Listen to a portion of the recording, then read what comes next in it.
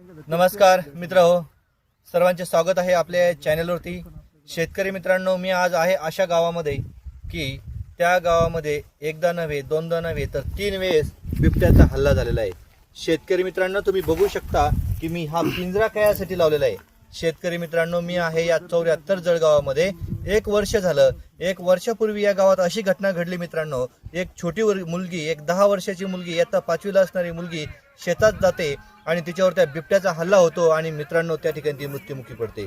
शेतकरी मित्रांनो, त्या मुलगी मेल्याच्या नंतर आज होऊन 1 वर्ष पूर्ण झालेलं आहे, तरी देखील हा वन विभागाने तो बिबट्या पकडलेला नाहीये आणि आजच ती घटनेला 1 वर्ष होत नाही तर मित्रांनो आजच या गावामध्ये एका ताईवर देखील या बिबट्याने याच परिसरामध्ये हल्ला केलेला आहे। आणि मित्रांनो, वन विभागाने हा पिंजरा लावलेला आहे या शेतामध्ये।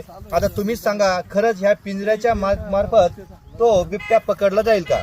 तर मित्रांनो तुम्ही बघा, हा लावलेला याच्यामध्ये कुठल्याही प्रकारची बकरी नाहीये, न कुठलंच काही नाहीये आणि हा एकदम हवेलगत आहे। तर याच्यामध्ये बिबट्या जाईल का? हा जेलबंद होईल का? हा पकडेल का? हा सर्व गावकऱ्यांच्या पुढे पडलेला प्रश्न आहे। का वन विभाग याची वाट बघतोय की आणखी एखाद्याची घटना व्हावी, आणखी एखाद्याची हत्या व्हावी, आणखी एखादं या बिबट्याच्या हल्ल्याने मरण पावं, याचं वन विभाग याची वाट बघतायत का?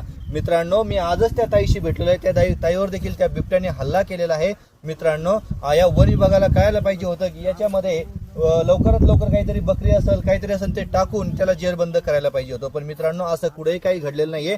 मी ज्यावेळेस त्या लोकांशी संवाद साधला, त्या लोकांनी मला सांगितलं, त्या गावातल्या लोकांनी सांगितलं की ते वन विभागावाले गावकऱ्यांना सांगतायत की तुम्ही काय करा, आम्हाला पिंजरा आणायला मदत करा, आमच्या सोबत चला, तो पिंजरा आम्हाला आणू लागा, असं त्या गावकऱ्यांना ते प्रश्न करताय।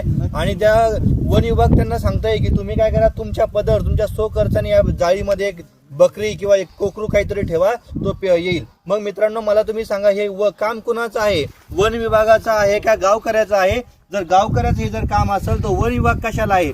प्रशासन कशाला आहे? शासन कशाला आहे? हा पडलेला मोठा प्रश्न आहे। मित्रांनो, तुम्ही नक्कीच या व्हिडिओच्या माध्यमातून आपण सांगूयात की या वन विभागाने या ठिकाणी कोणते पाऊल उचलायला पाहिजे होतं, ते महत्त्वाचं होतं। नक्कीच मित्रांनो, या व्हिडिओच्या माध्यमातून आपण ही सर्व परिस्थिती या ठिकाणी जाणून घेतली आणि सांगितलेलं आहे।